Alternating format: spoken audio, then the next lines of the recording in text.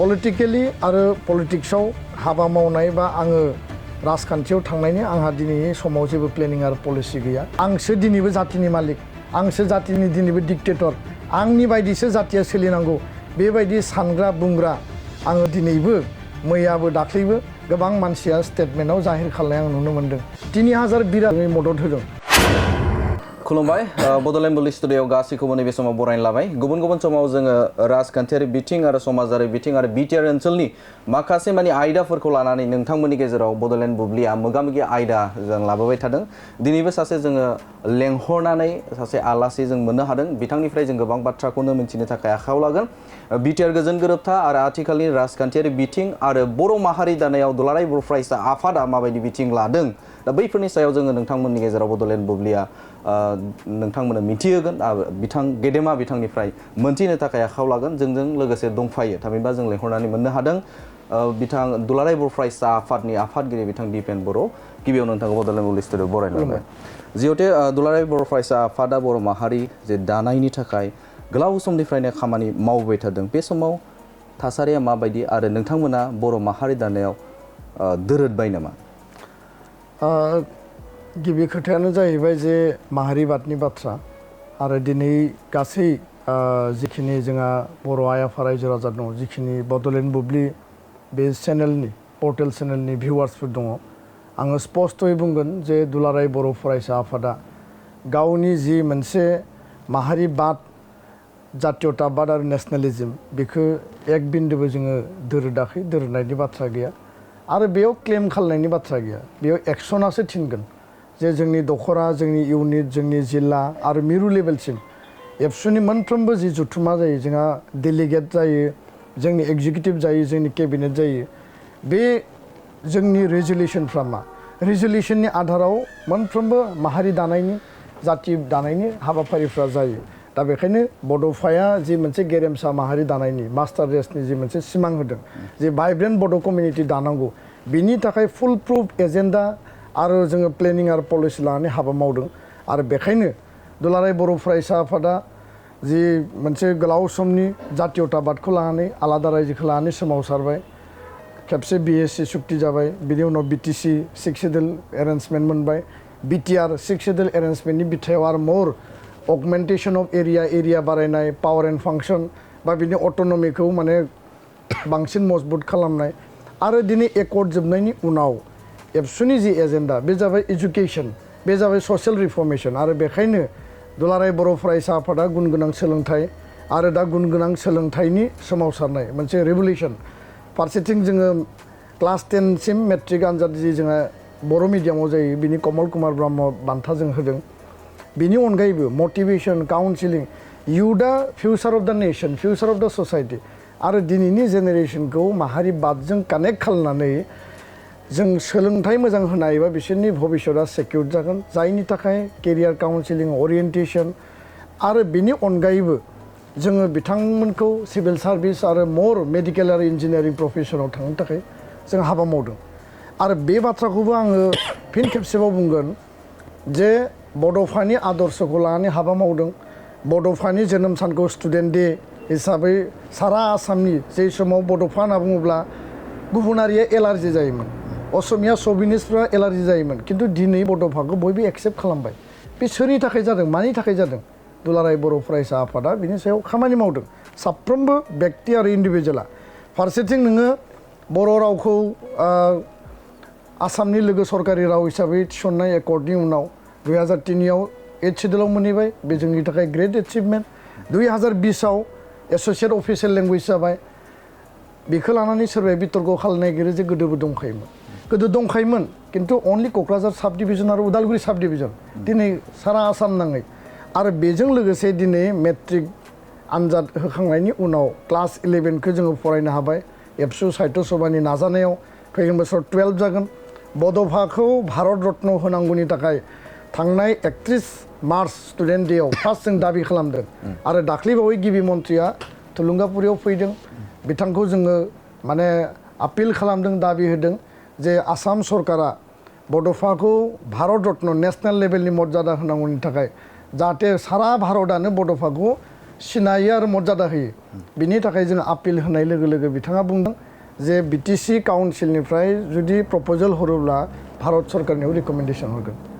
बेखायनो आं बुंदों जे एक्सनासो बुंगोन जातीयताबादा सोरजों दङ आरो सोरजों गैया पलिसि आरो नितियासो बुंगोन जिहेतु नोंथाङा बेखिनि बाथ्राखौ मख'बाय नाथाय जों नुनो मोन्दों नोंथांमोना बावैसो सिगाङाव सेना क'क्राझार आरो दरं उदालगुरियाव नोंथांमोना बिसायख'थि बै समाव जायबा बिजाथि एनडिएनि बिजाथि बिथांमोननो भट होनो थाखाय खावलायदों राजखान्थियाव हाबनायनि गुबै जाहोना मा जिहेतु माहारि दानायनि नोंथांमोना खामानि मावबाय थादों बे आयदायाव नोंथांमोना फैनायनि खारना मा दुलाराय बर' फरायसा आफादनि जारिमिनाव आङो जि समाव एबसुआव गैयामोन बिनि सिगांनि जारिमिनखौबो आं नायदों बे समाव आं सासे फरायसामोन आरो एबसुआव दिनै 20 इयार्स माने बे 20 बोसोर जिल्लायाव मिरुआव खामानि मावनायनि उनाव आंनि स्टुडेन्ट लाइफनिफ्राय आं नुबोदों जे एबसुआ टाइम बाउन्ड माने माखासे क्रेडिबल डिसिसनफोरखौ लाबोदों जि डिसिसनफ्रा जाति आरो जातीय इन्टारेस्टनि थाखाय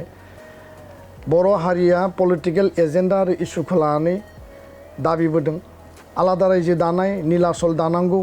आरो कार्बि आंलं एसटि हिल बै समनि जि दाबि बिनि आधाराव दिनै संकष्ट पासनिफ्राय बारनानै संकष्ट गहपुर जे मोनसे BTR 6 शिड्युल काउन्सिल एरेन्जमेन्ट बिनि सिगाङाव BTC आरो जि सम्भब जायाखैमोन BTCआव दिनै बियो बर' कसारि वेलफेयार अट'नमास काउन्सिल आउटसाइड माने 6 शिड्युल बा नीलाचल एरियाखौ लानानै कार्बि आंलंनि इस्युआ दिनै पेन्डिं जानानै दङ सलुसननि थाखाय नाजागासिनो दा बे डिमान्ड आरो इस्युफोरा जाबाय पलिटिकेल डिमान्ड आरो बेखौ सलुसन खालामनो थाखाय पलिटिकेल लेभेलनि लबि पलिसि आरो डिसकासननि गेजेरजोंसो समाधान जायो दा बेखायनो दुलाराय बर' फरायसा आफादा जि समाव इन्डिपेन्डेन्टलि इलेक्सन गेलेनांगौ 91आव जि समाव बड'फानि आन्दलना सोलिबाय थादोंमोन आलादा रायजोनि बेयाव एबसुआ बाहागो लादों बिनि उनाव टाइम टु टाइम मालाबा कंग्रेसखौ मालाबा BJPखौ बै समाव तरुण गगैखौ मदद होनाय आरो बिनि सिगांनि समाव LK आडवाणी अटल बिहारी वाजपेयीखौ मदद होनाय आरो कुनु माने बेयाव कन्डिशन गैयाबासिनो BJPनि केन्डिडेटखौ BTC एकर्ड जानायनि सार्थआव माने देरा होनाय बेफोरो बयनिबो गोसोआव माने दिनै गोथां मोनसे जारिमिन आरो बेखायनो सोरबा जुदि एबसुखौ सोङो एबसुआ नांगौ समाव पलिटिक्सआव एक्सारसाइज खालामदों पार्ट टाइम जोङो पार्टि नङा जों सरकार नङा जों जाबाय जातीय आरो स्टुडेन्ट अर्गेनाइजेसन जोंनि अर्गेनाइजेसन स्ट्राक्चारानो पलिटिकेल स्ट्राक्चार नङा एबसुआ नांगौ समाव पलिटिक्सआव कामान होबोदों रल लाबोदों आरो जोंनि ओनसोलनिफ्राय जातीय पलिटिक्स खालामनांगौनि थाखाय जे राष्ट्रीय आरो आन्चलिकताबादनि गुबुन गुबुन हारिनि दलफोर दङमोन बेखौबो मोनसे समाव बिदाय होनानै बर' पलिटिक्स बर' इन्ट्रेस्टआव आरो जातीय इन्ट्रेस्टआव इस्युनि इन्ट्रेस्टआव जोङो रल लाबोदों दरं उदालगुरियाव जि दा लेटेस्ट देग्लायनि जि बिसायख'थिनि बाथ्रा क'क्राझार लकसभा जोंनि नितिया स्पस्ट बेयाव कुनु लाखोमानाय दोनखोमानाय गैया सोरबाया जोंखौ जिखि बुङा मानो सोरबाया जोंखौ जिखि गाज्रि मोना मानो जातिनि थाखाय हारिनि थाखाय जोङो जि रल लानांगौ बेखौ लादों आरो बेखायनो 2020आव सान्ति सुक्ति मोनसे जाबाय बे सुक्तिनि आधाराव एकर्ड इमप्लिमेन्टेसना दिनै माखासे जाबाय माखासे जाबावनांगौ दङ आरो सान्ति गायसननायनि जि प्रक्रिया 2020नि उनाव जिहेतु बेयाव एस्टाब्लिश जाबाय कुनु आरो बर' हारियाव जाहाथे आर्म्सनि एक्सारसाइज जाफिना जाहाथे युथआ एनकाउन्टार खालामजानो गोनां जाया जोंनि गेजेराव जाहाथे हारियारि दाङाबाजि जाफिना जोंनि भबिष्यतआ जोंनि लाइमोनफोरा जाहाथे सिकिउर भबिष्यत मोनो कलेज इउनिभार्सिटि स्कुला जाहाथे मोजां सोलियो आरो जोङो इक'नमिकेलि जोङो गासै दिगाव बर' हारिया जाहाथे जौगायो दा बेखायनो जातीयताबादनि आधाराव दिनैनि जि समाव इस्यु सान्ति एकर्ड इमप्लिमेन्टेसन आरो 10 बोसोर बर' MP गोमा जानायनि जे मोनसे खिथेर बा खुद्रिनाय बेखौ जोङो दिल्लीयाव दैथायहरनांगौनि सार्थआव NDBनि इस्युखौ रिजल्भ खालामनांगौनि सार्थआव आरो जोंनि इनफ्रास्ट्राक्चार डेभेलप खालामनांगौनि सार्थआव दुलाराय बर' फरायसा आफादा क'क्राझार लकसभा समस्तियाव जयन्त बसुमतारीखौ थोंजोङै मदद होदों आरो दरं उदालगुरियाव माने व्यक्तिखौ नायाखै जोङो सोरबाया बुंदों दिलीप शइकिया हारसा दुर्गादास बर'आ बर' दा सोर बर' सोर हारसाजों खोथा गैया बाथ्राया जाहैबाय जे नितिया मा पलिसिया मा जातीय इन्ट्रेस्टआ मा जों नायदों जे राष्ट्रीय पर्यायाव बर' इस्युआ पेन्डिं जानानै दङ माखासे सलुसन जाबाय आरो सलुसन जाबावनांगौ आरो बेखायनो जोङो गासै आसाम नाङै एनडिएखौ सापर्ट खालामदों क'क्राझाराव जयन्त बसुमतारीखौ सापर्ट खालामदों 2003 आरो 5आव हाग्रामाखौबो एबसुआ सापर्ट खालामदों बेयाव बेबायदि नङा जे हाग्रामाखौ जों जोनोमनिफ्रायनो बिरोधि खालामबोदों बे खोथाया टटेलि मोनसे बेसलेस आरो बेखौ लानानै गोबाङानो जोंखौ ब्लेम होनो नागिरो जों रावनिबो सुथुर नङा रावनिबो लोगो नङा जाति आरो जातीयताबाद आरो इस्यु आरो एजेन्डानि आधारावसो एबसुआ खामानि मावगासिनो दं नोंथांनिफ्राय मिथिनो थाखाय आखायाव लागोन जेरैदि दरं उदालगुरिया बिसायख'थि जानानै थांबाय दा बेवहाय राजखान्थियारि मोन्दांथिया नोंथांना मा जिहेतु नोंथाङा बे दरं उदालगुरिनि सासे भटार्स दा बे हिसाबाव माबायदि बेवहाय सोरनि दोहौआ बांसिन फैदों बेवहाय ना बेनि जुदि एनालाइसिस खालामब्ला मोनब्रै इलेक्सननि आं एनालाइसिस होगोन बिनि सिगांनि एनालाइसिसखौ आं होनो नागिराखै जेरा बर'फ्रा मोनसे इउनाइटेडलि बर' जातीयताबाद आरो आलादा रायजोनि थाखाय सोमावसारबाय आरो पलिटिक्सखौ हारि नाङैनो गावनि आखाइ मुथियाव कन्ट्रल खालामनानै पलिटिकेल फेक्टर हिसाबै दिल्ली आरो दिसपुराव फेक्टर क्रिएट जायोब्ला जोंनि एटेनसन र'आ नेसनेल लेभेलाव जागोन जोंनि एटेनसन र'आ स्टेट लेभेलाव जागोन आरो बेखायनो जातीय मेन स्ट्रिमजों थांनाय सोरबा एबसुनि सोरबा आगुनि दैदेनगिरि बा गुबुन गुबुन ससियेल लिडारफोरखौ दिल्लीयाव एमपि दैथायहरदों दिसपुराव एमएलए दैथायहरदों बिनि उनाव एटेनसन द्र' जादों दा दरं उदालगुरियाव जों जुदि नायोब्ला जे गिभ एन्ड टेक पलिसि मालाबा क'क्राझारनि एमपि देरहाहोनांगौ बर' एमपि दिल्लीयाव दैथायहरनांगौ 543 एमपिनि गेजेराव बिनि थाखाय दरं उदालगुरिनि रायजो राजाया सेक्रिफाइस खालामदों मंगलदैनि लकसभानि रायजो राजाया आगुनि समाव सेक्रिफाइस खालामदों आरो सेक्रिफाइसनि बिनिमया बे नङा जे ओरैनो बिना कन्डिसनाव दरं उदालगुरिनि बा मंगलदै समस्तिनि मानसिफोरा भट होदों जातीय सार्थनि थाखायसो होदों आरो बेखायनो 2004आव बै समाव नारायण बरकटकि आनकन्डिसनेल सापर्ट होदों एकर्ड जादों 2003आव बेनि उनाव रमेन डेकाखौ एनडिएफबिआ सापर्ट खालामदों एबसुआ सापर्ट खालामदों एनडिएफबिनि समयसा समाधान जानांगौ पिस टक सोलिगासिनो दङ नेक्स्ट टार्मावबो रमेन डेकाखौ सापर्ट खालामदों थांनाय समाव बिपिएफ दोलोआ दिलीप सयकियाखौ बिजेपि आरो बिपिएफ एलायन्स थानायनि थाखाय बिथांमोना मदद होदों बै समाव बुंबाय जे दिलीप सयकिया मोजां एनडिएआ मोजां बिजेपिआ मोजां आरो देग्लाय बिथांमोना बुंबाय जे दिलीप सयकिया गाज्रि बियो हारसा एनडिएआ गाज्रि बेखायनो माने दुर्गा दास बर'नो भट होनांगौ जों बुंदों जे बर' हारिनि ग्रेटार इन्टारेस्टनि सार्थआव दरं उदालगुरिनि रायजो राजाया बिटिआरनि मोनद' बिधानसभानि रायजो राजाया दिलीप सयकियानो भट होनांगौ कारन एकर्ड इमप्लिमेन्टेसननि खामानिखौ दिल्लीयाव थांनानै मदि आरो अमित शाहनि जि कमिटमेन्ट हिमन्त बिश्व शर्मानि जि कमिटमेन्ट दिलीप सयकियाबो बे कमिटमेन्टनि आधाराव जाहाथे मदद होयो दा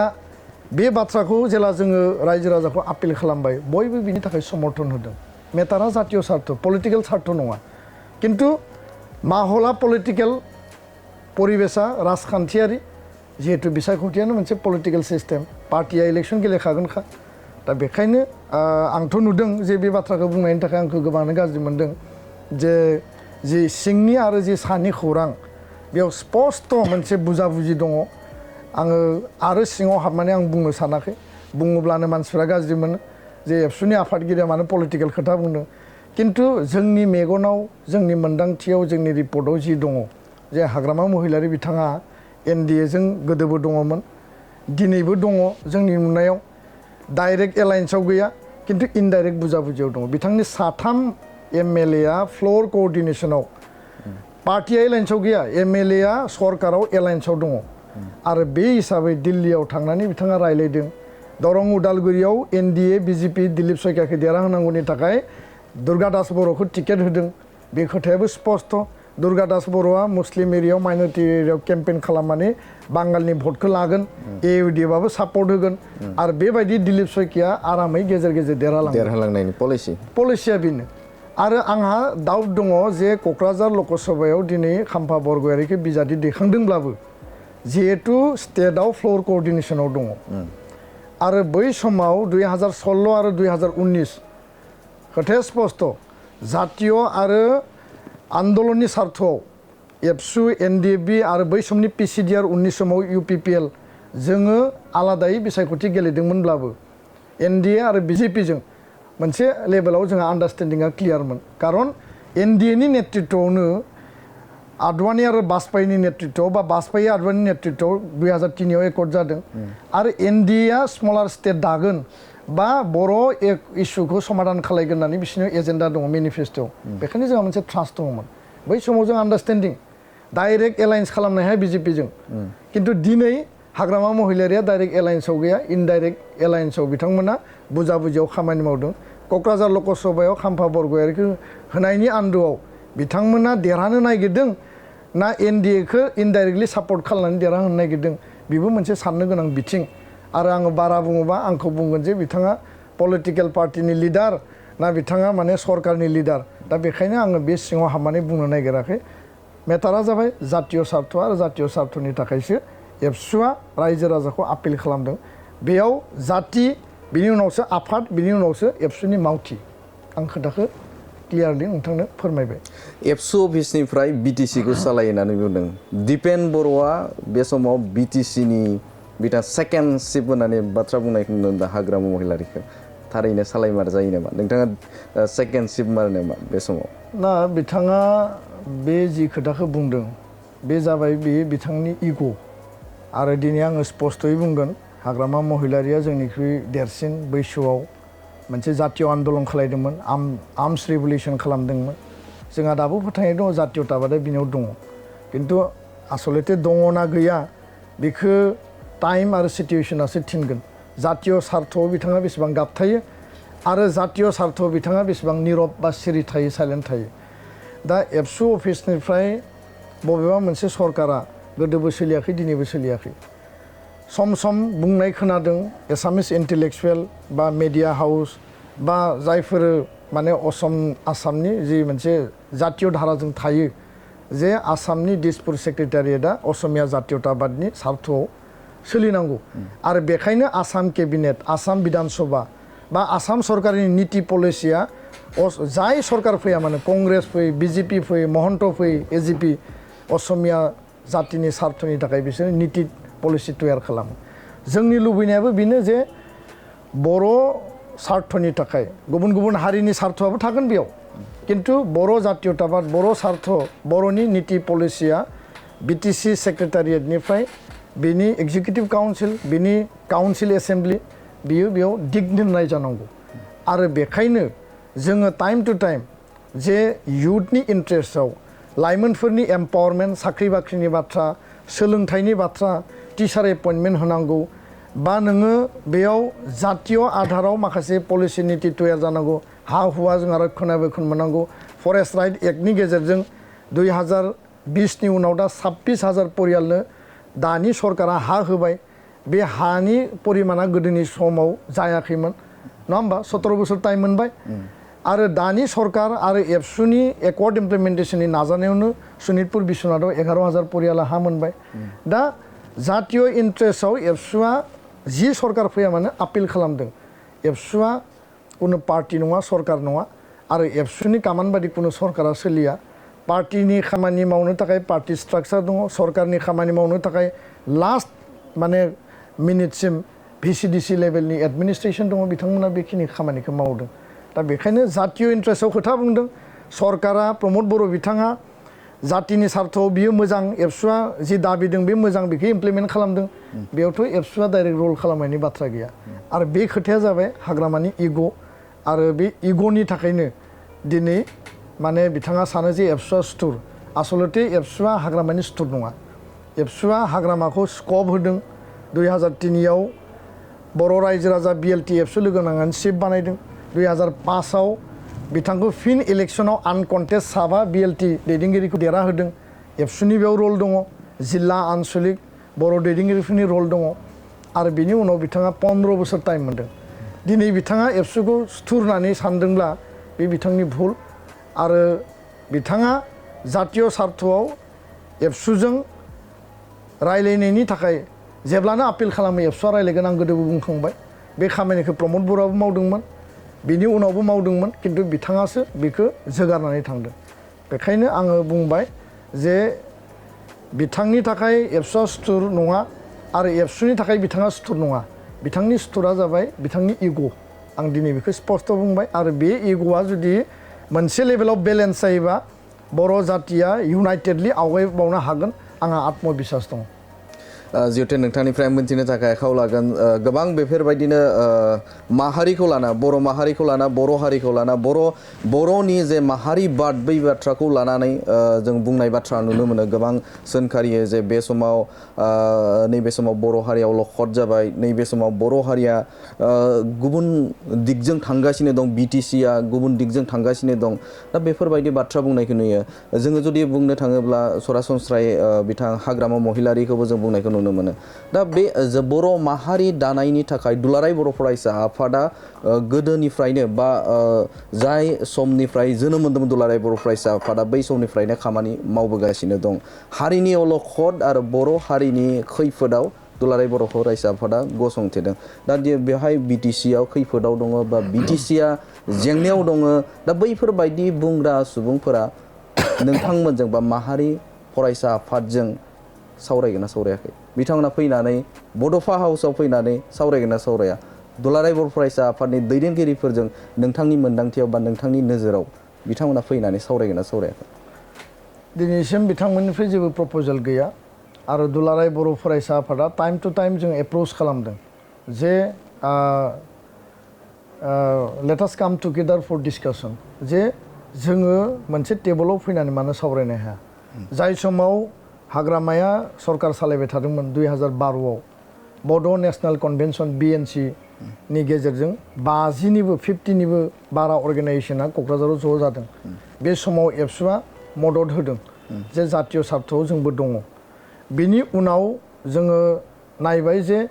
NDFBनि पिस प्रसेस एबसुआ आलादा रायजोनि थाखाय जि राजा लामा रेल लामायाव आन्दलन खालामनाय बे मेटारखौ समाधाननि थाखाय उदालगुरि हायार सेकेन्डारियाव मोनसे बड' माने नेशनेल लेभेलनि मोनसे डिसकासन लिंदों आरो बेयाव BPFनि UPPLनि बा बै समनि PCDR जिहेतु UPPL गैयामोन एबसु NDFB BLTनि गुबुन गुबुन माहारियारि आफाद बर' थुनलाइ आफाद बयबो बाहागो लादों इउनिफिकेसननि थाखाय एबसुआ जेब्लाबो मोनसे गारांजों आवाज होनो थाखाय जों आपिल खालामबोदों लास्ट नैबे 2023आव जेब्ला डिलिमिटेसन प्रसेस जायो एसेम्बलि आरो पार्लियामेन्टनि जोङो दुलाराय बर' फरायसा आफादा बरमा कलेजाव बयबो पलिटिकेल पार्टि आरो माहारियारि आफादफोरखौ लिंनानै जों सावरायदों बे समाव आफादफोरा हान्जाफोराबो फैदों किन्तु बाथ्राया जाहैबाय जे गोसोआव मा दङ आरो मावनायाव मा बे सिंनि बाथ्रा आरो दिनै जि बाथ्राखौ बुंदों जे BTCनि पावारखौ लांजोब्बाय हा हुखौ लांजोब्बाय माने हा हुखौ फाननानै फैबाय आरो माने मा होनना बुङो गासै BTCखौ दिनै BTR सुक्तिया धंस खालामबाय फाननानै फैजोब्बाय गोमाजोब्बाय जोबस्रांजोबसिगोन बासायनांगौ बे मोनसे नेरेटिभ जि मोनसे प्रपागान्डा रिउमार जि सृष्टि खालामदों रायजो राजाखौ दिनै मेलाइन खालामनानै रायजो राजाखौ दिनै माने उल्था दिगजों दै दाहारनि उल्था ट्रेनजों दावखोहोनानै खैफोदाव खोलैहोनाय आरो बर' हारियाव मोनसे गावस्रा गावस्रि एना एनिनि थासारि लाबोनायखौ जों नुदों दा रियेलिटिया मा जे BTC आरो BTR Accord मोननैबो क्लियार काट मोनसे गावबा गावनि लाइनाव दङ BTC 2003आव 6 सिडुलनि आधाराव मोनसे एकर्ड जादों 2020आव एके 6 सिडुल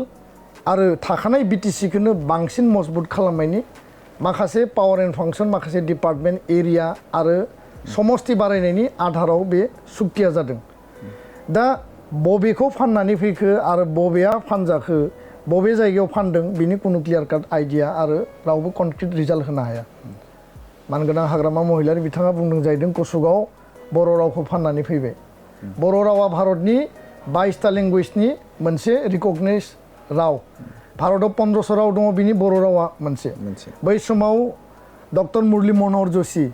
मिनिस्ट्रि अफ माने HRD बा LK आदानि बाजपेयी आरो प्रफेसर रमेश भरद्वाज उरखाव गोरा ब्रह्म UG ब्रह्म बिथांमोननि मोनसे थिंक टेंकनि गेजेरजों BLT एकर्डआव बर' रावा 90 सिडुलाव हाबदों नो डाउट BLTनि 100% कन्ट्रिबिउसन दं बेयाव 2020आव बर' रावा आसामनि लोगो सरकारि राव हिसाबै मर्यादा मोनबाय आसामाव सेपारेट डाइरेक्टरेट गायसननाय जाबाय बर' रावा बबे जायगायाव फानजाखो बबे जायगायाव बियो दिनै माने डिरेल जाखो बे बाथ्राफोरा माने ओरैबायदि मोनसे नेरेटिभ तयार खालामदों राजनीतिक अस्त्र हिसाबै दिनै रायजो राजाखौ भुवा मोनसे प्रसार खालामदों आच्ছা सेकेन्ड पइन्टआव आं फैनि जे बाक्सायाव आङो थांदों युथ मिट खालामदों युथनि एम्पावारमेन्टनि गुबुन गुबुन समस्याखौ लानानै आरो जेला बेयाव थांबाय दारागाव निकासि ओनसोलाव फरेस्ट राइट एक्ट 2006 बायदियै फरेस्ट राइट कमिटि एफआरसि कमिटिनि गेजेरजों साब डिभिजन लेभेल डिस्ट्रिक्ट लेभेल डिएफअ आरो डिसिनि एप्लाइ खालामनो थाखाय ड्रोन सार्भे जादों मेपिं आरो बिनि उनाव जिपिएस मेपिं जादों जिहेतु फरेस्ट हायाव हा पाट्टा आरो दाग नम्बर थाया बेखायनो नोङो जिपिएस लकेसन खालामनानै आंनि मुङाव नोंनि मुङाव बे हाया कब्जायाव दङ दखलाव बिनि मोनसे नाम्बार बहायनांगौ आरो बेजोंसो एप्लाइ जायो दा बेखौ प्रसार खालामदों जाहैबाय जे बेयाव ड्रोन सार्भे जाबाय जिपिएस जाबाय बेखौ आसाम सरकारा हाखौ लानानै थांजोबसिगोन आच्ছা आसाम सरकारा दारागाव निकासिनि हाखौ जावखांना लांगोन ना बेयाव मिलिटारि केम्प बहायगोन ना सरकारा बेखौ कब्जा खालामनानै दखल खालामगोन बाथ्राया माने ओरैबायदि माने मिनिथाव ओरैबायदि लाजिथाव जे आइनावनो दङ जे ड्रोन सार्भे खालामनांगौ केडास्ट्रियेल सार्भे जानांगौ आइनाव दङ जे जिपिएस मेपिं जानांगौ ग्राम सभा पार्टिना एफआरसिआ एप्लाइ खालामनांगौ दा बे आइनखौ मिथिसेयावबो बे मानसिफोरा दिनै भुवा मोनसे प्रसार खालामदों माने सिगिदों रायजो राजाखौ सिगिनानै बिथांमोनखौ नेगेटिभ माने नेरेटिभ खालामनानै बिथांमोननिफ्राय भट आदाय खालामनांगौ आरो सिस्टेमनि उल्था गसंनानै खामानि मावनांगौ जौगानाया जादों जायाखै मोनदोंना मोनाखै अरुणोदय मोनदों मोनाखै आइवाइ जादोंना जायाखै बृद्ध पेन्सन बिधवा पेन्सन जिखिनि सरकारा आसनि लांदों सरकारनि आसनिखौ राननायनि दायित्वआ सरकारनि आरो पार्टिनि बेयाव मोननाया मोजां मोनदों मोनैया गाज्रि मोनदों दुखु मोनदों माखासेया आसाजों नेनानै दङ बे बिथिङा सरकार आरो पार्टिनि किन्तु नोङो मोनसे बेबस्था मोनसे एकर्ड जि एकर्डआ 2003 आव जोंनो संकष्ट पासनैनि मोनसे सिमा होबाय मोनब्रै डिस्ट्रिक्ट आं क्लियार काट बुंनो नागिरदों संकष्ट सदियानि सिमामोन किन्तु संकष्ट पासनैनि मोनब्रै डिस्ट्रिक्टनि बिटिएडि मुंजों मोनसे एरिया होबाय 6 सिडुल बियो 2020 नि एकर्डआव बाउन्डारि कमिसननि गेजेरजों संकष्ट गहपुर 41 भिलेज सोसननायनि गेजेरजों दा मोनस्नि एरियायाव कभार जाबाय मोनस्नि जिल्लायाव तामुलपुरा गोदान डिस्ट्रिक्ट सनितपुर बिश्वनाथआ एनेक्स जाबाय जिखिनि एरिया हाबदों मर एरिया आरो गामि हाबबावगोन 3082 खान गामिमोन 2003 नि एकर्डआव माने 41 गामि सोनानै 3123 खान गामि जाबाय दा 2020 आव बे बारायदोंसो एरिया बारायदों गामिया बारायदों बबेयाव खमायदों सोर फानखो सोर लानानै थांखो बिनि एग्जाम्पलखौ सोङोबा होनो हाया दिनै 40 साबजेक्टमोन 40 डिपार्टमेन्ट पावार एन्ड फांसना 2003 आव बिनिनो 39 खौ मोनदों रिलिभेन्ट रिहेबिलिटेसनखौ जोङो मोनाखै मालाबा स्टेट आरो काउन्सिला शेयार खालामदों डिजास्टारनि टाइमाव फ्लाडनि टाइमाव बायदिसिना रायटनि टाइमाव दा 39आ बिटिसिआव सोलिगासिनो एडिशनेल 7टा डिपार्टमेन्टखौ 2020 नि एकर्डआव लिरनानै लाबोदों बा डिपार्टमेन्टआ बारायगोन 46 जागोन बा जेराव आद्रा जानानै दङ बे फुरा जागोन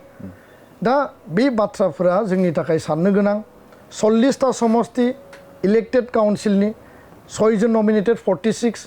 आरो 2020 नि एकर्डआव लिरनाय दङ जे समष्टिया 60टा जागोन डेट मिन्स मेकानिजमा ओरैबायदि प्रप'जेला दा दिल्लीयाव थांबाय काउन्सिलनिफ्राय स्टेटनिफ्राय दिल्लीयाव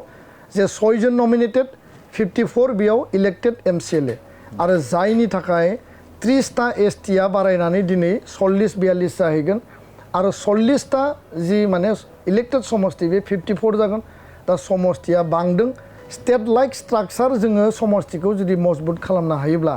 एरिया बारायनाय ओनसोलावबो समष्टि दानो हायोब्ला बिटिआरनि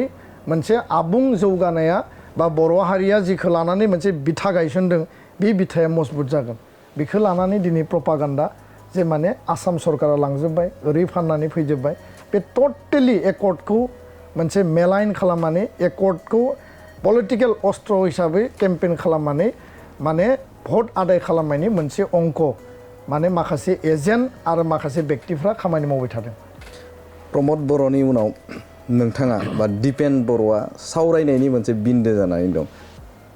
प्रमद बर'खौ जेसेबां रायो नैथियाव नोंथांखौ रायनायखौ नुनो मोनो जिहेतु नोंथाङा माहारि फरायसा आफादनि बा बर' हारिनि मोनसे आफादखौ नोंथाङा दैदेनबाय थादों जाहोना मा बेयाव स्पष्ट बाथ्राया जाहैबाय जे एबसुआ गावनि अन प्रिन्सिपल आइडियोल'जि दङ गावनि एजेन्डा इस्यु आरो अबजेक्टिभखौ लानानै खामानि मावो बड'फाया जि लिभ एन्ड लेट लिभ थां आरो थांनानै थानो हो जि मोनसे जातीय इन्ट्रेस्टखौ बिथाङा बुंदोंमोन इउनिटि सार्भाइभेल एन्ड प्रस्पेरिटि एबसुनि जि मोनसे मट' आरो एबसुनि भिजनआ जाबाय लिभ वर्क एन्ड प्रस्पार थां माव आरो जौगा इउनिटि जों बर' हारिखौ खौसेयै थांनानै थानायखौ बयबो लुबैयो आरो बेयाव जोङो हारिनि थाखाय जोङो स्ट्रागल खालामदों खालामलांबाय थागोन हारिनि एक्जिस्टेन्सआव हारिनि क्राइसिसआव एबसुआ गसंथादों जेला जेला पलिटिकेल क्राइसिस फैदों एबसुआ बेयाव स्टेन्ड होदों एबसुआ ओरैबायदि आफाद नङा जे इलेक्सन फैबानो गोसो जानानै बाहागो लागोन एबसुआ मालाबा साइलेन्ट थाबैदों मालाबा जोङो माने मिउट स्पेक्टेटर हिसाबै जोङो रल प्ले खालामदों मालाबा जों मरेल सापर्ट होदों खिन्थु मालाबा जातीय क्राइसिसआव आरो एबसुनि संबिधानावनो दङ जे हारिनि पलिटिकेल क्राइसिसआव जे एबसुआ रल प्ले खालामनो हायो दा दिनैनि थासारिया मा जे दिनैनि थासारिया जाबाय जे बर' अना बर'नि मोनसे ट्रेन्ड आरो बे बर' अना बर'नि ट्रेन्डआव अना बर' खालामग्रा हिरा सरैनिया 10 बोसोर देरहालांबाय बिथाङा फ्रड आरो चिटिंनि मोनसे साहारा लानानै बर' कसारि एसटि सार्टिफिकेट लानानै दिनै बिथाङा एमपि जाबाय रिजेक्ट जाबाय बिनि उनाव राभा माने साब ट्राइब लानानै आरो एप्लाइ खालामबाय रिजेक्ट जाबाय बिथाङा बिनि पानिशमेन्टखौ मोननांगौ दा जोङो जोंनि अन कर्सआव जेला थाबायो जातीय आरो जातीयताबादनि आरो माहारिनि इस्यु एजेन्डाखौ लानानै जों जेब्ला थाबायो जायफोर हान्जाफोर दङ जायफोरा गावनि सार्थनि लाबा लाबनि थाखाय खोथा बुङो बे हान्जाफोरा जोंजों सौग्रावो एनकाउन्टार जायो बेयाव आंनि जायगायाव जुदि सोरबा गाबोन समफोर जुदि गुबुन फैयोब्ला बेजोंबो एनकाउन्टार जागोन माने लामायाव सौग्रावगोन खारन एबसुआ गावनि अन कर्स एबा एक्सनाव थाबायदों आरो जायफोरा जातीयताबादनि मुङाव फल्स सिउड' माने जातीयताबाद नेसनेलिज्मखौ लानानै भट आदायनि थाखाय खामानि मावो राजनितिक सार्थनि थाखाय मावो मेयार पलिटिक्स एन्ड पलिटिक्स आरो पलिटिक्सनि सार्थआव बिथांमोना खोथा बाथ्राफोरखौ अर्गेनाइज खालामो बे मानसिफोरा जों एनकाउन्टार जायोब्ला मा जायो एबसुजों सौग्रावनाय लोगो लोगो प्रमद बर'आ गाज्रि बे समाव प्रमद बर'आ आफादगिरिमोन एबसुनि प्रेसिडेन्टआ दिपेन बर'आ गाज्रि दिनै जोंजों सौग्रावदों आरो जोंजों सौग्रावनांगौ खुनु बाथ्रा गैया बिथांमोना गावसोरनि अन कर्स अफ एक्सनाव थांनो हायो गाबोन जुदि सोरबा फैयोब्ला बेजोंबो सौग्रावगोन जोङो जोंनि नोजोराव रावबो सुथुर नङा आरो जों जेब्लाबो आपिल खालामदों जे ग्रेटार जातीय इन्ट्रेस्टआव बर' हारिनि लिडारफ्रा खौसेयै गारां बोनानै हाबा मावनांगौ खोथाया बेसो जिहेतु नोंथांखौ गोबां खेबजों समाजारि बिजोङाव प्रेस मिटनि गेजेरजों सोरबा सोरबा गोबां बाथ्रा सावरायो नोंथांखौ गोबां गाज्रि बुङो नोंथाङा जिहेतु माहारिनि थाखाय खामानि मावबाय थादों गोसोआ बाया नामा गोसोआव माबायदि मोनो जेब्ला नोंथांखौ सोंखारियो जेब्ला नोंथांखौ गाज्रि बाथ्रा बुङो माबायदि मोनो नोंथां ना डेफिनेटलि बे खोथायाव जिहेतु बयबो human being I am also' a human being आरो सासे मानसिनि मेलेम गोसो साइक'लजि बिनियाव सेन्टिमेन्ट इम'सन आबेगबो थायो दुखु मोनोब्ला मोदै ओंखारो आरो रागा जोङोब्ला गोबां बाथ्रा साननाय फैयो मेलेमाव राइट आरो रंनि थार आरो नंखायनि सैथो आरो नंखायनि मोनसे कनफ्लिक्टआबो फैयो बबेखौ मावनो आरो बबेखौ दोननो आरो मानसिफ्रा जेब्ला उइदाउट माने प्रपार आरो रियेल एनालाइसिस खालायाबासिनो दिनै इयुथफोरनि गेजेराव ओरैबायदि मोनसे नेरेटिभ ससियेल मिडियायाव मोनसे ट्रेन्ड आरो ससियेल मिडियायाव ओरैबायदि मोनसे एजेन्टफोर सोनानै दोनदों माने फेक एकाउन्ट भुवा एकाउन्ट खालामनानै माने आइटिनि मोनसे पावार हाउस बानायनानै एबसुनि आफादगिरिया माबा मोनसे बुङोबा सोरबा थुनलाइ आफादनिया माबा मोनसे बुङोबा बेयाव माने जानायनि जायैनि नंनायनि नङि बिथांमोना नेगेटिभ कमेन्ट होनांगौ नेगेटिभ बाथ्रा बुंनांगौ दिनै गोबां व्यक्तिफोर फिल्डआव दिनै ओंखारगासिनो दङ बिथांमोना एबसुखौनो टारगेट खालामनानै बाथ्रा बुंदों बिथांमोननि टारगेटआ सोरबा पलिटिकेल पार्टि नङा सोरबा केन्डिडेट नङा टारगेटआ एबसु आरो बे टारगेटआ जोंनि सायाव खिन्थु बिथांमोनाबो एनालाइसिस खालामनांगौमोन मोजाङै खोथा बाथ्राफोरखौ साननांगौमोन आरो जातिखौ गावस्रा गावस्रि खालामनायनिफ्राय जाहाथे बेबायदि रल प्ले खालाया बे खोथाखौबो बिथांमोना साननांगौ स' सासे हिउमेन बिं हिसाबै दुखुआ मोनो गोसोआ बायो आरो मालाबा नार्भासबो फिल खालामो आरो बेबायदि थासारियाव खामानि मावनायनिख्रुइ साइलेन्टलि जिरायना थानानै गावनि जिउखौ दैदेननानै खुंलांनायानो बेटार बे बाथ्रायाबो आंनियाव फैया नङा फैयो आरो न'खराव जोंनि जायफोर जोंखौ गोसोजों गोरबोजों मोजां मोनो आंनि गामिनि बाय बाहागिनिफ्राय जागायनानै जायफोर जेसेबां वेलविजार बर' हारिनि बयबो बुङो जे बेबायदि जि थासारि बेबायदि जि खोथा बाथ्रा हारिखौ माने गाहायावसो लांगोन आरो बिनि थाखाय बर' हारिया उनाव भुगिनांगोन आरो दैदेनगिरिफोरखौ बेबायदि जुदि थांखिनानै बुङोब्ला बर' हारियाव हारिनि आरो जातीय स्वार्थनि थाखाय खामानि मावनो फैग्रा दैदेनगिरिफोरनि मालाबा नङा मालाबा आंखाल सोमजिनो हागौ दैदेनगिरिया गोबां दङ गोबां दैदेनगिरि मोनगोन किन्तु जातिनि स्वार्थखौ हमथानानै हाबा मावनांगौनि थाखाय जायफोर दैदेनगिरिफ्रा दिनै सान हर खामानि मावदों आं बेयाव आं गावखौनो बुंनो नागिराखै जे आं गासैबो दिगखौ आङो मावनो हाजोबदों किन्तु जिखिनिखौ आङो सम्भब बेखिनिखौ आं मावनो नाजादों आरो बे गोसो बाया नङा बायो किन्तु जेला बड'फानि आदर्शनि बाथ्रा फैयो एबसुनि प्रिन्सिपाल आइडिअलजिनि बाथ्रा फैयो जेला बर' जातीयताबाद नेसनेलिज्मनि बाथ्रा फैयो बर' हारिखौ गेरेमसा माहारि दानांगौनि बाथ्रा फैयो एकर्डनि दफाया आद्रा जानानै दङ जों लुबैया जे आसाम सुक्ति बायदि 35 बोसोराव माने बे एकर्डआ आद्रा थानायखौ जों लुबैया बांलादेशि डिपर्टेसन जानांगौमोन डिटेक्सन जानांगौमोन भटार लिस्टआ डिलिसन जानांगौमोन जायासै एनआरसिया हाबदान जाबाय बै जे एकर्ड बर' जातीयताबाद बड'फानि आदर्श गेरेमसा माहारि दानाय बुहुमनि बर'फोरखौ खौसे खालामनानै जि जायगायाव बड'फाया माइल खुन्थिया गायनानै दोनदों बे जायगासिम जों आल्टिमेट गलसिम थांनांगौ जोंनि जि आलादा रायजो दानायनि जि थांखि बे थांखिखौ लासै लासै लासै जोङो बानायलांनानै मोनसे लेभेलाव जोङो सहैनांगौ अब्ला जेसेबां जि बुङा मानो आंनि खोमा खाथियाव जेसेबां जि मैदेरा सैमाया सोंख्रावा मानो आं जेखौबो खोनाया आङो गोसोआव मोनसे आत्मबिश्वास लानानै हारि आरो समाज आरो बर' जातिनि स्वार्थआव हाबा मावलांनायनि जि मोनसे गोसो बोलो बड'फाखौ जेलानो गोसोखाङो बे गोहोआ आंनियाव फैयो बा एबसुनि साफ्रोम मावथिनायाव फैयो दा बेखायनो बेफोर खोथाफोरा गोदोबो दङमोन दिनैबो दङ उनावबो थागोन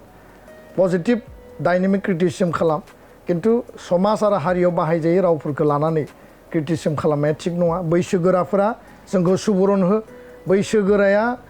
यां जेनेरेसनखौ दानि जोलैखौ जुदि रायोब्ला बे बैसोगोरानि मोजां रल नङा बे जाबाय बैसोगोरानि जातियाव मोनसे कलंक होननानै आं बुंनो सानो आरो बेबायदि कलंक खामानिखौ माखासे व्यक्तिफ्रा दिनै हाबा मावगासिनो दङ आरो बिथांमोना साननांगौ जे जोंनि समा थांबाय दा यां जेनेरेसनखौ दानि इयुन जोलैखौ मावनो होनांगौ फिसा फिसौ फंबाय बिनानावमोनखौ मावनो होनांगौ किन्तु बिथांमोना दाबो सानो आंसो दिनैबो जातिनि मालिक आंसो जातिनि दिनैबो डिक्टेटर आंनि बायदिसो जातिया सोलिनांगौ बेबायदि सानग्रा बुंग्रा आङो दिनैबो मैयाबो दाख्लैबो गोबां मानसिया स्टेटमेन्टआव जाहिर खालामनाय आं नुनो मोन्दों बे जाबाय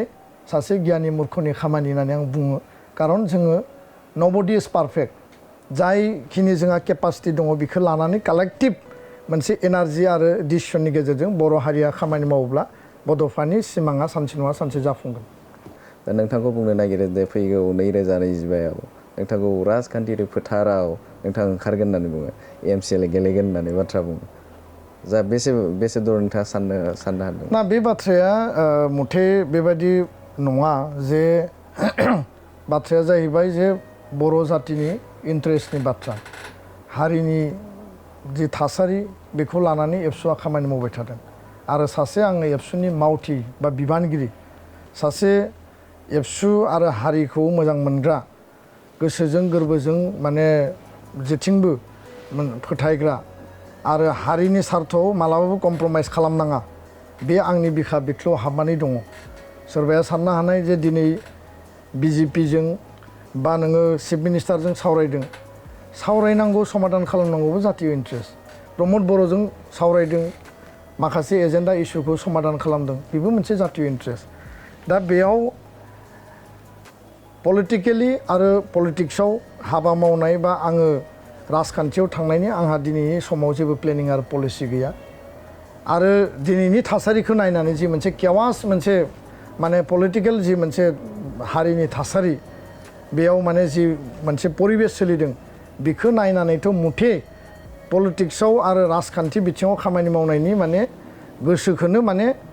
गावखौ माने साननो हानाय परिबेसानो गैया दा सम आरो थासारियाव जुदि हारिनि सार्थनि थाखाय सिटुएशना कम्पेल खालायोबा बै समासो बिबेसना खालामनायनि थाखाय थिनगोन किन्तु दिनै आंनियाव बेबायदि कुनु एजेन्डा आरो प्लेनिं गैया जे उननि समाव आं राजखान्थियाव ओंखारनांगौ पलिटिकेलि आङो गेलेनांगौ बै समासो थिनगोन दिनै आंनि जि डिसिसन आरो आंनि थांखिया जाबाय हारिनि थाखाय मावनांगौ आरो हारि दानायनि एबसुआ मोनसे इनस्टिटिउसन बे इनस्टिटिउसनाव थानानै हारि दानाय समाज फोसाबनाय सोलोंथाइ जौगाहोनाय हारिनि इसिङारि आरो बायजोआरि गासै बिथिंखौ बर' हारिखौ दाहाल बायदि बेंनानै रैखा होनांगौ आरो एबसुआ बर' हारिनि रैखा कबच हिसाबै खामानि मावनांगौ बे बिथिंखौ मावफुंलांनायाव बर' हारिनि गासैबो व्यक्तिफ्रा जोंखौ सुबुरुन होनो हायो आरो जों बेखौ कालेक्टिभ मोनसे एजेन्डा लानानै खामानि मावगोन पलिटिक्स आरो पलिटिकेलि आङो इनभल्भ जानायनि बाथ्राया जेब्ला आं एबसुनिफ्राय बारग'गोन बिनि उनावसो बिबेसना जागोन एबसुआव थानाय समाव आङो कुनु कारनाव दिनै बिबेसना खालामाखै आरो बेखायनो बिबेसना खालामाखै जे आङो पलिटिकेल सार्थ आरो एजेन्डा लानानै खामानि मावोब्ला जातिनि सार्थ आरो एजेन्डाया बहाबा नङा बहाबा लामायाव थालांगोन आरो बेखायनो आंनि ब्रेनाव बेल' दङ जे जातिनि दायित्वखौ माहारिनि दायित्वखौ साफा साफा मावथि हिसाबै जों एबसुनि बिबानगिरिफोरनो होदों बे दायित्वखौ जों मोजाङै मावफुंनांगौ नोंथांनिफ्राय आं मोनथिनो थाखाय आखायाव लागोन जे BTR गोजोन गोरोबथानि बे गोजोन गोरोबथा जिहेतु जाबाय दा बेखौ सम सम जों नुनो मोनो जे गुबुन गुबुन जायगाफोराव मोनसे माइनट्स जाय माइनट्सखौ ओंखारदोंमोन दा बेखौ लानानै BTR एकर्डनि माखासे माने जे फैनाय इनस्टिटिउसनफोर दा बेफोरो केन्सेल जाबाय होननानै बाथ्रा बुंदों दा बे बिथिङाव नैबे BTR गोजोन गोरोबथा बे गोरोबथाखौ मावफुंनो थाखाय सरकारा बेसेबां पजिटिभ ना बिनि सिगां आं मोनसे बाथ्राखौ स्पष्टयै बुंनो नागिरगोन जे जायफोरा दिनै एकर्डखौ लानानै नेगेटिभ प्रसार खालामदों आरो एकर्डखौ नेगेटिभ प्रसार खालामनायानो बिसोरनि पलिटिकेल एजेन्डा आरो मोनसे गावसोरनि अबजेक्टिभ फारसेथिं बिथांमोना बुंदों जे बर' एकर्डआ गाज्रि BTR सुक्तिया गाज्रि आरो BTR सुक्तियाव फैनाय इनस्टिटिउसनफोरा गासिबो केन्सेल जाबाय दा खोथाया ओरैबायदि स्पष्ट बेयाव नोङो कुनु लाखोमानाय सिखोमानायनि बाथ्रा गैया 2020नि 27 जानुवारियाव एकर्ड जादों एबसु NDB UBPO एकर्डनि उनाव एकर्डनि दफा मावफुंनायनि पर्याय एकर्ड जानायनि सिगां एकर्डखौ मारै खालामगोन बा आलादा रायजोनि डिसिसना मारै फैगोन बेखौ लानानै सान हर सावरायनाय बिनि सिगां हाथियार लानानै आन्दलन खालामनाय थैनाय थांनायनि थासारि बिनि सिगां रेल लामा राजा लामायाव थैनाय थांनायनि मोनसे गण मास पिपल रिभलिउसन मोनसे आन्दलन एकर्डआ जाबाय एकर्डनि उनाव एकर्डनि दफा मावफुंनांगौ एकर्ड मोनसे खालामनाया जेसेबां टाफ टेबोलाव नट आरो माने नोङो डिमान्डखौ प्लेस खालामनानै एकर्ड इमप्लिमेन्टेसन खालामनायाबो एसेबां टाफ कारन ब्लेक एन्ड व्हाइट कागजखौ नोङो जेला एक्सन ओरिएन्टेड जुदि इमप्लिमेन्ट खालाया बिनि कुनु मिनिं थाया आरो आन्दलन खालामनायाबो थैथां लाइफ एन्ड डेथनि मोनसे कुइसन किन्तु बर' हारिया जातीय सार्थआव बे सेक्रिफाइसखौबो जोङो सौसिनानै फैदों दा दिनैनि समाव नोंथाङा जिखौ सोंदों जे एकर्डआव जिफोरो इनस्टिटिउसन फैदों regional institute of medical science बे इन्स्टिटिउसन रेलवे कच फेक्ट्रि बा centre of excellence Bodofa cultural माने सेन्टार अफ एक्सेलेन्स दतमायाव NIT गायसननायनि खोथा बुंदों सेन्ट्रेल इउनिभार्सिटि गायसननायनि खोथा बुंदों बा बेयाव स्पर्ट्स इउनिभार्सिटि गायसननायनि खोथा बुंदों बे खोथाफोरखौ लानानै थांनाय 4 बोसोराव प्राय 35 बारसो जइन्ट मनिटरिं कमिटि एबसु NDB भारत सरकार आसाम सरकार UBPOनि मोनसे डिसकासनाव माइनट्सआ क्लियार टाइम टु टाइम होम मिनिस्टारनो जोङो कनभे खालामदों जे नैबे डिसकासना बेखिनि प्रग्रेस आरो नैबे डिसकासना एसे स्ल' जादों बिनि सायाव स्पिडि जानांगौ अजय कुमार भाल्ला होम सेक्रेटारिखौ जों बुंदों आरो बिनि उनाव गोबां एकर्डनि दफाफ्रा मोनफा मोनफायै दिनै स्पिडि मेनाराव इमप्लिमेन्टेसन जादों माखासे दफाफ्रा दिनैबो इमप्लिमेन्टेसन जानांगौ दंबावो आरो भारतनि पार्लियामेन्टआव बिनि बिलबो फैनो गोनां दङ आयेननि मर्यादा होनो गोनां दङ दा बै जे 3/1/2024 जानुवारि दानाव जे मोनसे डिपार्टमेन्टेल रिभिउ मिटिं लादोंमोन आरो बेयाव अजय भाल्ला होम सेक्रेटारिनि चेयारमेनशिपआव इन्स्टिटिउसन बानायनो गोनां कनसार्न डिपार्टमेन्ट लाइन डिपार्टमेन्टखौ लिंदों बै लाइन डिपार्टमेन्टनि अफिसारफ्रा गावबा गावनि मतामतखौ भिउखौ होदों जे मणिपुराव स्पर्ट्स इउनिभार्सिटि दङ तेजपुराव सेन्ट्रेल इउनिभार्सिटि दङ बङाइगावआव रेलवेनि वर्कशप दङ बा सिलचराव NIT दङ बेखायनो बिनि सायाव बिबेचना खालामनांगौ बेखौ रिजेक्ट केन्सेल खालामनायनि खोथाखौ बेयाव लिराखै बा बुङाखै दा बेखायनो जि खोथाखौ दिनै प्रपागान्डा खालामदों बे खोथाया बेसलेस आरो बै लाइन डिपार्टमेन्टनि अफिसारफ्रा आन्दलना मा 5000 मानसि थैबाय आन्दलननि बिनिमयाव मोनसे सेन्टिमेन्ट इमसनखौ लानानै कमिटमेन्टनि आधाराव मोदी अमित शाह हिमन्त बिश्व शर्मा सर्बानन्द सनोवाल आन्दलनकारि प्रमोद बर' रन्जन दैमारि गोविन्द बसुमतारी बा जोंहा नोङो UBPO बे जि टीमा बर' हारिनि जानानै बुजाबुजियाव हाबबाय भारत आसाम सरकाराबो बुजाबुजियाव हाबबाय जे बे कमिटमेन्टनि आधाराव जोङो बर' जातिनो जोङो अधिकारखौ होगोन दा गासैबो खोथाया क्लियार आरो बेखायनो बै अफिसारफ्रा बे खोथाफोरखौ बुजिया बिथांमोना पिउरलि माने official and academic point of view statement कमेन्टखौ होबाय जायनि थाखाय बेयाव बेबायदि लिरदों बिनि उनाव अजय भाल्लाखौ जों लोगो हमदों जे बे माइनुट्सआ माबायदि जाखो जि मिटिङाव एबसु गैया जि मिटिङाव NDB गैया आरो बे माइनुट्सखौ जों एक्सेप्ट खालामा बेखौ लानानै अजय भाल्लाया फिन रिभिउ मिटिं लिंदों बेखौ रिजेक्ट खालामनानै बेखौ माने मडिफाइ खालामनानै बिथांमोना गोदान मोनसे ड्राफ्ट बानायदों आरो अमित शाहखौ 1 मार्च 2024 जोङो जेला लोगो मोनो कृष्ण मेनन मार्ग बिथांनि रेसिडेन्सआव अमित शाहया अजय भाल्लाखौ फनावनो दा धमकि हरदों होनना बुंबा गाज्रि खोनायो फनावनो गोख्रों रावजों बुंदों जे एकर्डआव PMआ होम मिनिस्टारा जि खोथा होदों प्राइम मिनिस्टार होम मिनिस्टारा आसाम सरकारा जि खोथा होदों आन्दलनकारिफ्रा जि लुबैदों बे मतेसो इमप्लिमेन्ट जागोन बेयाव कुनु डिपार्टमेन्टेल मिटिंनि अपिनियना बेयाव सोलिया आरो प्रयोजन जायोब्ला मिनिस्टार पर्यायनि मन्त्रि पर्यायनि मिटिंनि जि खालामनांगौ प्रधानमन्त्रिनि गाइडेन्सआव जों खालामगोन खारन बे बर' जातिनि मोनसे लुबैनाय फारसेथिं बै अफिसारफ्रा जि खोथाखौ बुंदों एबसुआबो मिथिगौ NDBआबो मिथिगौ जे बे जायगायाव इन्स्टिटिउसन दङ नुनानैबो मिथिनानैबो बुजिनानैबोथ' जों बिदों जोंथ' जाम्बा नङा जे मा कारनाव मा जुक्तियाव जों बिदों आरो बिथांमोना मा जुक्ति होनानै दंखायो होननानै बुंनो नागिरदों दा बेखायनो दिल्लीनि माखासे अफिसारफ्रा गावसोरनि लबियाव सोलियो बिथांमोना गावसोरखौनो बिराद गोरों सानो अपिनियन होबाय आरो बेखौ लानानै बर' हारियाव दिनै मा आंथ' खावलायगोन जे हाग्रामा महिलारिया एकर्डआव उइटनेस होदों बुंदों जे बे एकर्डआ जा मावफुंजायोब्ला आलादा रायजोआनो जाहैसिगोन सप्ता खनसे उनाव फैनानै बुंबाय जे एकर्डआ गाज्रि राजनैतिक स्वार्थनि थाखाय बुंदों बेखौथ' रावबो बुजियै गैया दिनै जि एकर्डनि इमप्लिमेन्टेसनखौ लानानै BTR सुक्तिखौ लानानै बिथांमोना गाफ्लेनो गादबनो थगायनो नेरेटिभ बानायदों बेबो राजनैतिक स्वार्थ रावबो बुजियै गैया बयबो बुजियो जे BTR सुक्तिया मोजां बयबो मिथिगौ जे BTC सुक्तियाबो मोजां BTC सुक्तिनि आधाराव जि जोङो 10 मोनबाय बेखौ 50 खालामनायनि थाखाय BTR सुक्ति नङा होमबा दा बे खोथाखौ लानानै बिथांमोना दिनै मिथिखा हसिखा राजनैतिक स्वार्थनि थाखाय दिनै प्रसारा सोलिगासिनो आरो कुनु एजेन्डा गैया आं दिनै नुदों पलिटिकेल पार्टिनि इस्ताहारफ्राव एजेन्डायानो गैया एजेन्डा गैयाबासिनो एकर्डनि सायाव माने डाइरेक्ट झटका होनानै इलेक्सन केम्पेना सोलिगासिनो दङ दा बेफोरबादिया हारिनि थाखाय मोजां नङा इलेक्सना गाबोन समफोर जोबगोन बिनि उनाव मा बुंगोन नङा होमबा बयबो जुदि एकर्डखौ मावफुंनांगौ इन्स्टिटिउसना गायसनजानांगौ बे जोंनि ओनसोलनि जातीय मोनसे केपिटेल इन्स्टिटिउसन आरो BTC एकर्डआबो जातीय दलिल BTR एकर्डआबो जातीय दलिल बे दलिला मोनसे जातीय डकुमेन्ट बेखौ लानानै जोङो आवगायलांनांगौ बेखौसो जोङो ग्रेटार इन्ट्रेस्टआव साननांगौ एकर्ड मावफुंनायाव बेसेबां पजिटिभ सरकारा दुलाराय बर' फरायसा आफादा मोनसे जोङो टाइमलाइन जोङो मोनसे होदोंमोन जे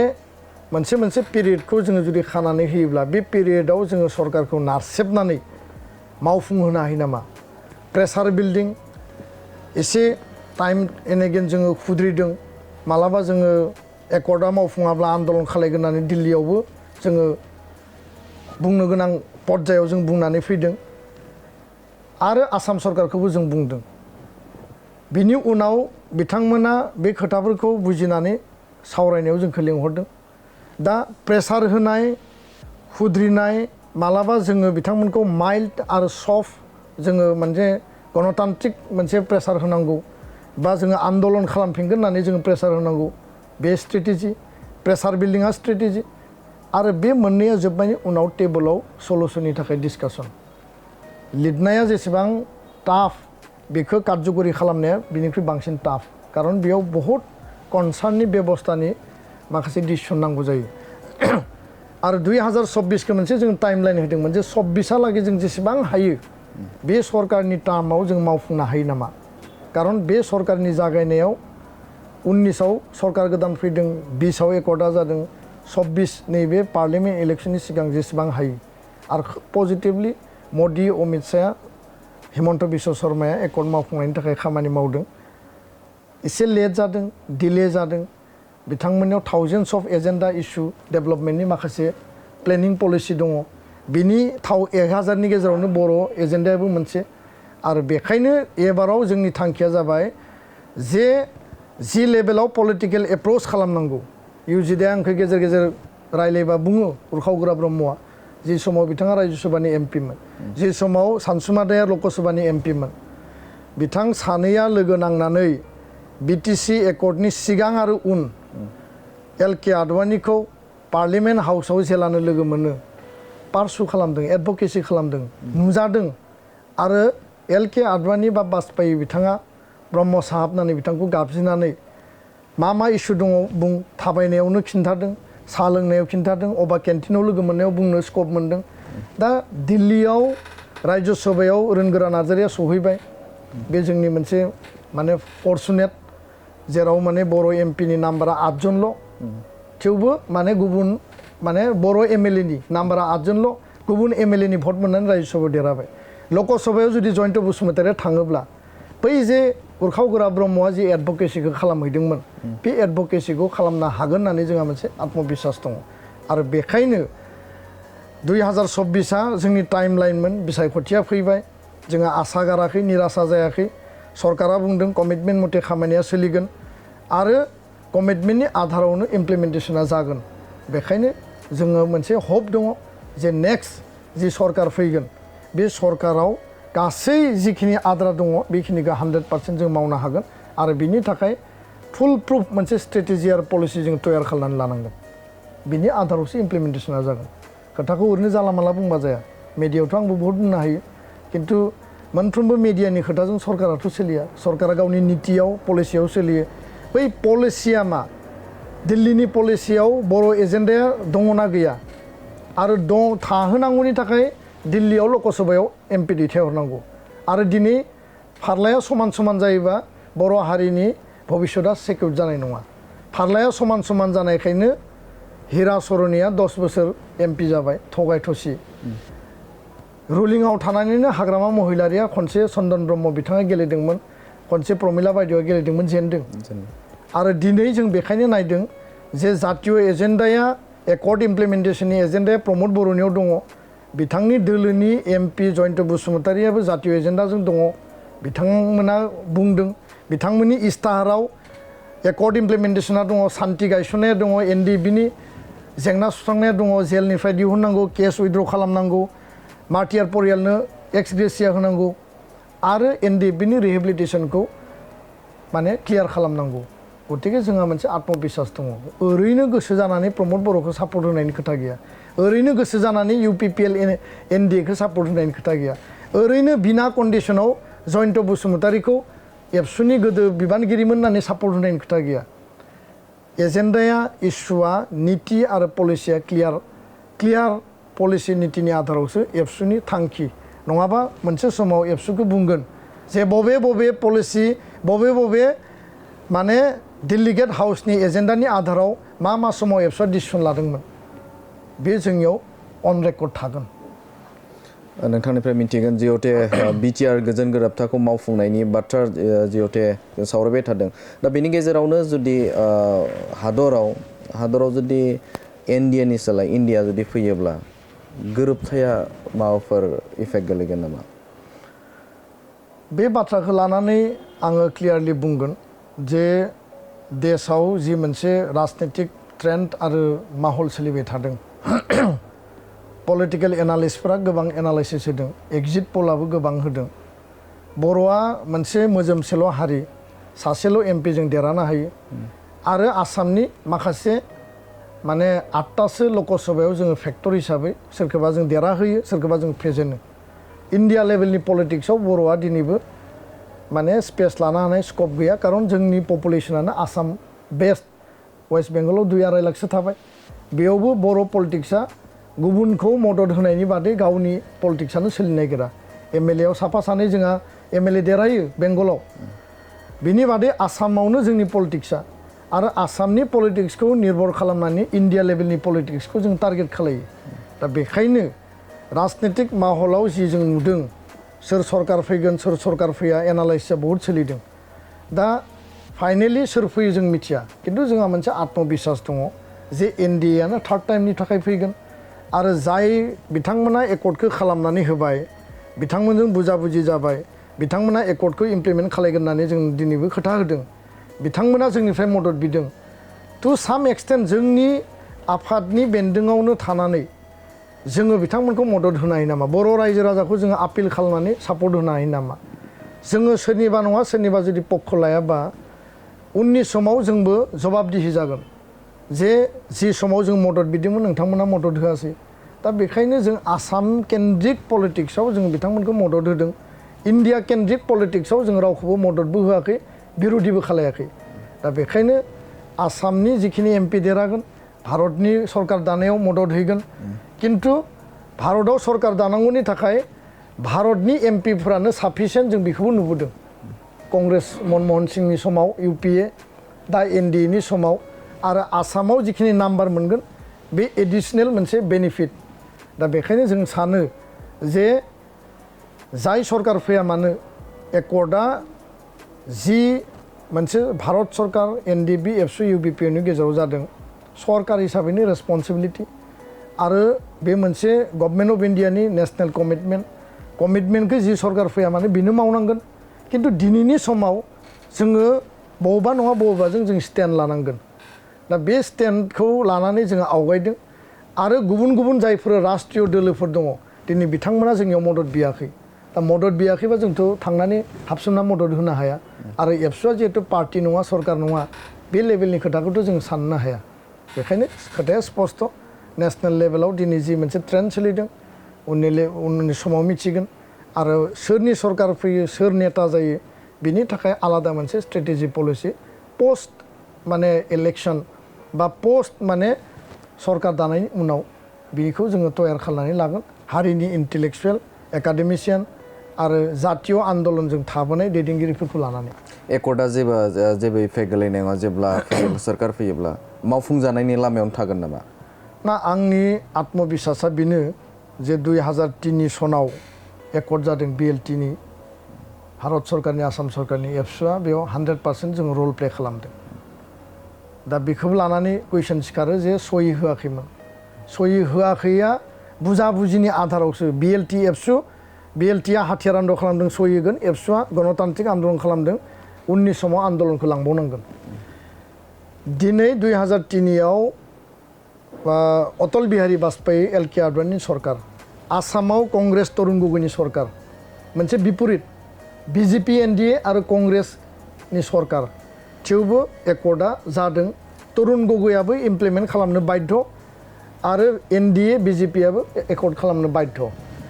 2004 नि उनाव दिल्लीयाव मनमोहन सिंह सोनिया गान्धीनि सरकार फैबाय इउपिए 2004 निफ्राय 9 निफ्राय 14 सिम 10 बोसोर मनमोहन सोनिया गान्धीनि सरकार इउपिएनि दा सुक्तिया जादोंमोन एनडिए बिजेपि वाजपेयी आरो आडवाणी आसामाव तरुण गगै माने कंग्रेसनि सरकार एकर्ड इमप्लिमेन्टेसना जादों 2004 नि उनाव इउपिएनि माने मनमोहन आरो सोनिया गान्धीनि सरकार एकर्ड इमप्लिमेन्टेसना जादों 14 नि उनाव मदि अमित शाहनि सरकार फैलायबाय दा बाथ्राया जाबाय बे आरो 2003 नि एकर्डखौ इमप्लिमेन्ट खालामनो थाखाय जिखिनि आद्रा थाबाय साप'ज लेन्ड पलिसि बानायनो हादिया दिनै हा हुनि बाथ्रा बुङो हाखौ लांजोब्बाय फानजोब्बाय बिथांमोननियाव खुनु एग्जाम्पल गैया गावसोरनि टाइमाव बिथांमोना एबसुआ खावलायसेयावबो कुनु मोनसे लेन्ड पलिसि कुनु मोनसे आयेन बानायनो हादिया 2 नम्बर बाथ्राया जाहैबाय 95 एडिशनेल भिलेज दंमोन दिल्लीयाव हाग्रामानि एलायन्स दिसपुराव हाग्रामानि एलायन्स किन्तु दिनै एलायन्स थासेयावबो 15-17 बोसोर टाइमाव बे 95 भिलेजखौ सोसननो हादिया आरो गोबां बेबायदि दङ कार्बि आंलंनि इस्युआ गोलैनानै थाबाय किन्तु जों बुङोब्ला बिथांमोना सानो जे एबसुआ जोंखौ एन्टि खालामो जोङो एजेन्डा इस्युखौसो बुङो व्यक्तिखौ जोङो बुङा किन्तु बिथांमोना सानो जे एबसुआ जोंखौ बिरोधि खालायो एबसुआ रावनि बुस्थु नङा जायफोर बिपिएफ खालामग्रा न'खर इउपिपिएल खालामग्रा बिजेपि कंग्रेस खालामग्रा न'खर बिथांमोननि न'खरनिफ्रायबो एबसुआव बिबानगिरि मावथि दङ जातिनि सार्थआव जायफोरा सेबा खालामनो थाखाय हारि दानो थाखाय ओंखारबोदों जों बयखौबो एडप्ट खालामदों आरो जों बयनिबो थाखाय इकुवेल इन्ट्रेस्टआव खामानि मावदों पलिटिकेल साइडआव मालाबा जोंनि डिसिसनखौ लानानै सोरहाबा पार्टि लेभेलाव आपत्ति दङ बे बिथांमोननि पार्टि लेभेलनि खोथा नोंथांनिफ्राय 1 नं क'क्राझार लकसभानि एसे बिसायख'थिनि बाथ्राखौ एसे सावरायनो नागिरदों आं जिहेतु नोंथांमोना बङाइगाव मोनसे सावरायलायनायनि गेजेरजों BTR दा बे आफादनिफ्राय नोंथांमोना मदद होनायखौ जों नुनो मोनदों आरो बेवहाय गुबुन फारसेजों मैयाबो जों नुनो मोनदोंमोन जों बेवहाय नैबे अल बर'न कसारि बिथांमोनाबो बे समाव मदद होनायखौ नुदों मुस्लिम स्टुडेन्ट अर्गेनाइजेसन बिथांमोना मदद होदों आरो राजबंसिया BTR आक्र'आ सापर्ट होदों औ आरो बेनि अनगायैबो जोङो BTRनि CM जाहैबाय प्रमद बर' बिथाङा बुंदों मोन 60टा दिनैसिम 60टायालागै बिथाङा स्टेटमेन्ट होदों जे आफादफोरा माहारियारि आफादफोरा मदद होदों होननानै बुंदोंमोन दा बे समाव माबायदि बे मदद होनायनि आङो मोनसेल' खोथाखौ स्पष्टयै बुंनो नागिरदों जे नैबे जे बिसायख'थि बे बिसायख'थियाव देशनि लार्जेस्ट डेम'क्रेटिक जि मोनसे कान्ट्रि आरो डेम'क्रेसि बेयाव माल्टि पार्टि सिस्टेम दङ हानजाया बिसायख'थि गेलेयो आरो बिसायख'थि गेलेनो थाखायनो हानजा दायो क'क्राझार लकसभायावबो गोबां बिजाथि दङ NDAनि BPFनि बा UPPLनि BPFनि TMCनि दङ कंग्रेसनि दङ GSP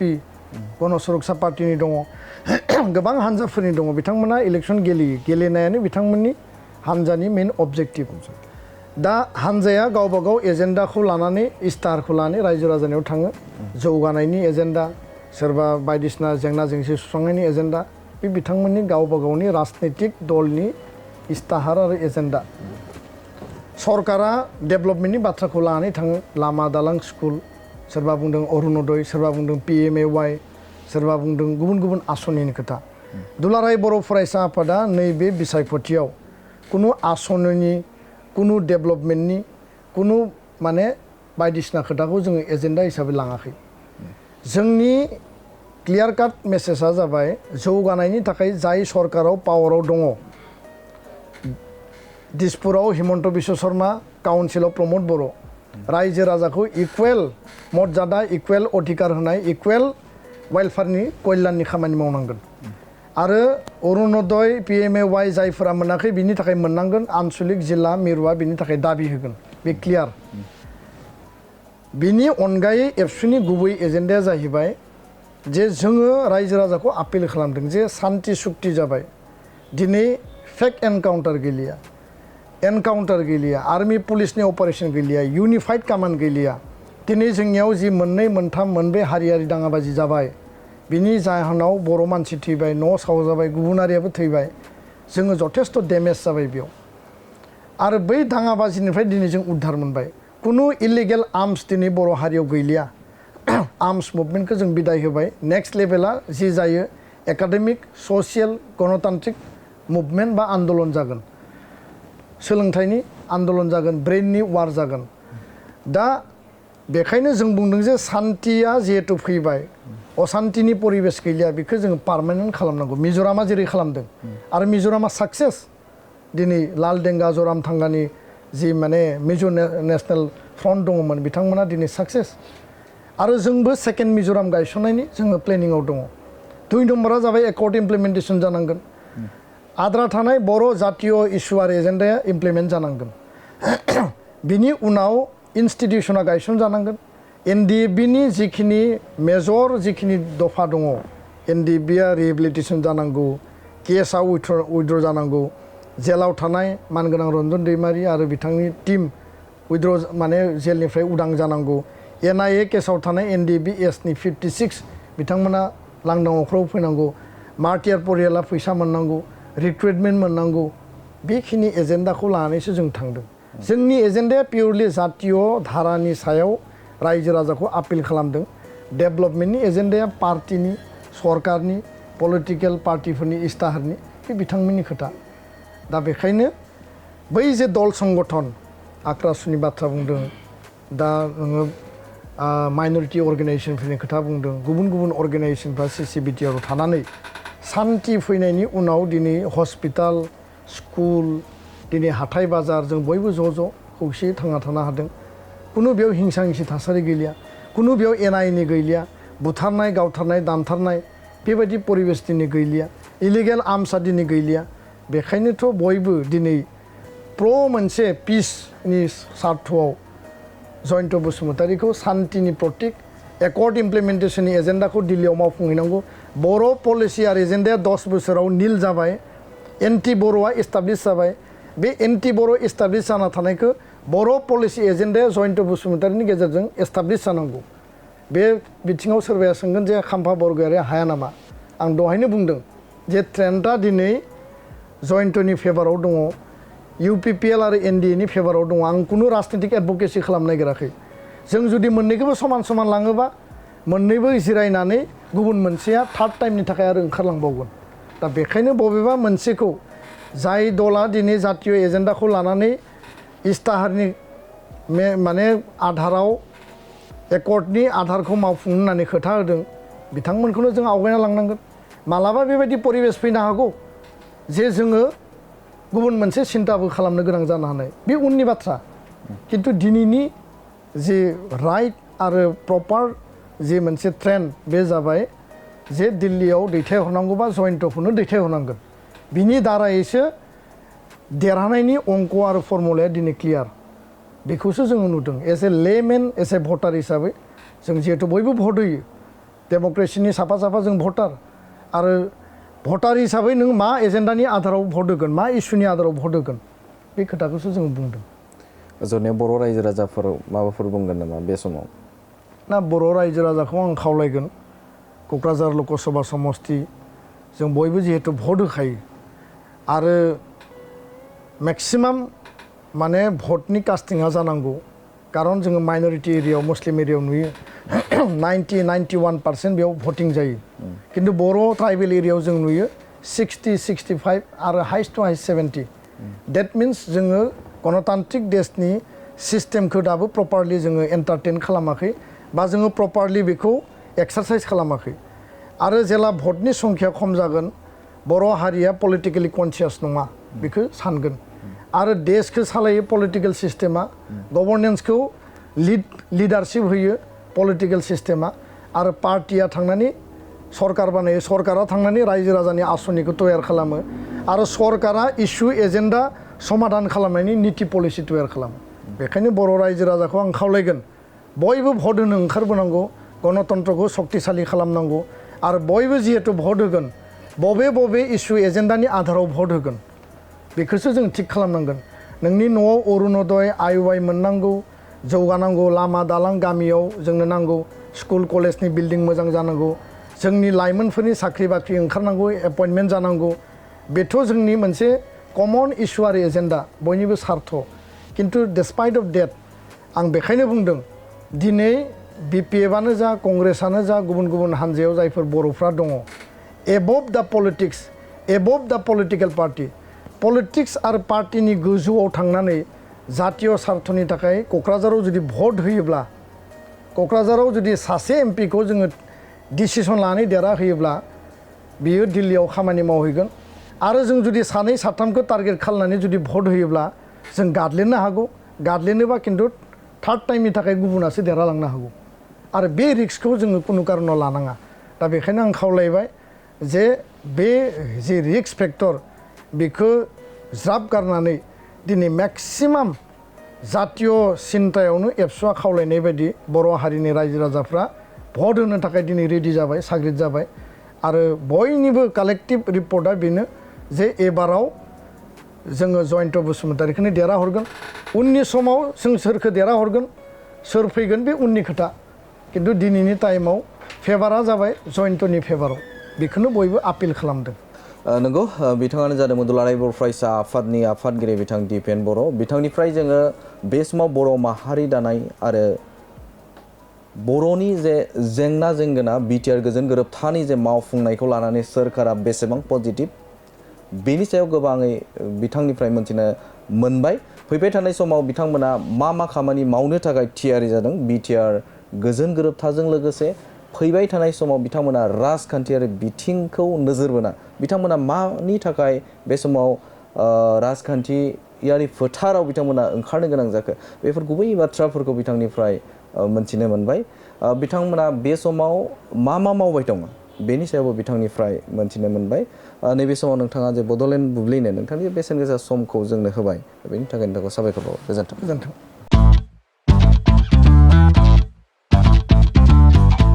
गोजोनथाव खौरां नोंथाङा नोंथांनि गला एबा अफिस फसंथानफोरखौ जोंख्लाब माख्लाब साजायनो गोसो गैया नामा